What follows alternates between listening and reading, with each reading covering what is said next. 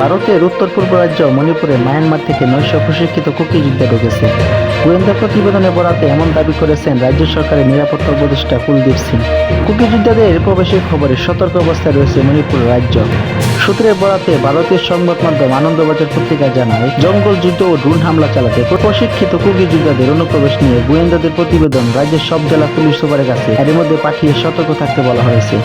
ওই সূত্রটি আরও জানিয়েছে, গত বৃহস্পতিবার রাজ্যের কাছে গোয়েন্দাদের প্রতিবেদন এসেছে। সেখানে উল্লেখ করা হয়েছে, অত্যাধুনিক অস্ত্রে প্রশিক্ষিত ড্রোন থেকে বোমা হামলা, ক্ষেপণাস্ত্র, রকেট এবং জঙ্গল যুদ্ধে দক্ষ 900 কুকি যোদ্ধা মায়ানমার থেকে রাজ্যে প্রবেশ করেছে। বিভিন্ন দলে ভাগ হয়ে তারা রাজ্যে প্রবেশ করেছে। এক একটি দলে 30 জন যোদ্ধা রয়েছে। গোয়েন্দা সূত্রে এমন আশঙ্কা প্রকাশ করা হয়েছে, মেইতেই প্রভাবিত গ্রামগুলোতে একাধিক হামলা ষড়যন্ত্র করেছে তারা। গত শুক্রবার কুলদীপ সিং বলেন, যতক্ষণ না এই প্রতিবেদন ভুল প্রমাণিত হচ্ছে ততক্ষণ পর্যন্ত আমাদের এই প্রতিবেদনকে 100% সঠিক বলে ধরতে হবে এবং প্রয়োজনীয় প্রস্তুতি নিতে হবে। কোনোভাবে বিষয়টি হালকাভাবে নেওয়া উচিত নয়। কুকি যোদ্ধাদের অনুপ্রবেশের খবর ঘিরে ভারতীয় সেনাবাহিনী এখনও মণিপুরবাসীকে সতর্ক করে কোনো বার্তা দেয়নি বা ড্রোন উড়ানো নিষেধাজ্ঞা জারি করেনি। 1 মাস অপেক্ষাকৃত শান্ত থাকার পর চলতি মাসে মণিপুরে মেইতে ও কুকি জনগোষ্ঠীর মধ্যে নতুন করে সংঘাত ছড়িয়ে পড়ায় রাজ্যে পরিস্থিতি উত্তপ্ত হয়ে পড়েছে। এ মাসে রকেট, ড্রোন, বন্দুকযুদ্ধ রাজ্যটিতে বেশ কয়েকজন নিহত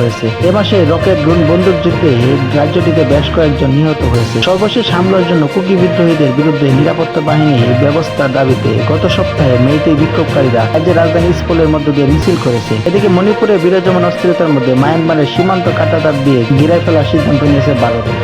মুখ্যমন্ত্রী বীরেন সিং অফিস থেকে সতর্কবার্তা বলা হয়েছে, কুকিরা 30 জন সদস্য ছোট ছোট গ্রুপে বিভক্ত হয়ে রাজ্যের বিভিন্ন এলাকায় ছড়িয়ে পড়েছে। সেক্ষেত্রে 28 সেপ্টেম্বরের মধ্যে মেইতে অধ্যুষিত গ্রামগুলোতে সমন্বিত আক্রমণ শুরু করবে বলে আশঙ্কা করা হচ্ছে। ইতিমধ্যে মণিপুরে নিরাপত্তা সংস্থাগুলোকে রাজ্যের ড্রোন ব্যবহারের জন্য একটি স্ট্যান্ডার্ড অপারেটিং পদ্ধতি স্থাপন করেছে। সে অনুযায়ী কর্তৃপক্ষের অনুমতি ছাড়া কাউকে ড্রোন বা এই ডিভাইসগুলো উড়তে দেওয়া যাবে না। গত বৃহস্পতিবার ইম্ফল পূর্ব জেলার পার্বত্য অঞ্চলে ভারতীয় সেনাবাহিনী এবং মণিপুর পুলিশের তথ্য অভিযান চালিয়ে বিপুল পরিমাণ ইম্প্রোভাইজড এক্সপ্লোসিভ ডিভাইস উদ্ধার করার পরও গোয়েন্দাদের পক্ষে সতর্কবার্তা এবং অর্থনৈতিক সুবিধা নিয়ে মণিপুরের সংখ্যাগরিষ্ঠ মেইতে এবং কুকি সম্প্রদায়ের মধ্যে 1 বছরের বেশি সময় ধরে সহিংসতা ঘটনা চলেছে। এই সহিংসতা এখন পর্যন্ত 250 শতাধিকের বেশি মানুষ নিহত হয়েছে, বাড়ি ছাড়া হয়েছে লাখ লাখ মানুষ। ভারতীয় সংবাদ মাধ্যম হিন্দুস্তান টাইমসের প্রতিবেদন অনুযায়ী সাম্প্রতিক সহিংসতার ঘটনায় সম্প্রতি এক ব্যক্তিকে গ্রেফতার করছে আসাম রাইফেলস। ওই ব্যক্তি কুকি ন্যাশনাল আর্মির ক্যাডার এবং মায়ানমার নাগরিক বলে জানা যায়। এই ঘটনার জেরে এমন মন্তব্য করেছেন মুখ্যমন্ত্রী। মণিপুর পাহাড়ি এলাকার মেইতে অধ্যুষিত উপত্যকা ঘিরে কুকি উপজাতিদের অনেক গ্রাম রয়েছে। মেইতি সম্প্রদায় এবং কুকি উপজাতিদের জাতিগত সংঘর্ষে রাজ্যটিতে এখন পর্যন্ত প্রায় 200 জনেরও বেশি মানুষ নিহত হয়েছেন এবং সহিংসতায় প্রায় 50,000 মানুষ আভ্যন্তরীণভাবে বাস্তুচ্যুত হয়েছে।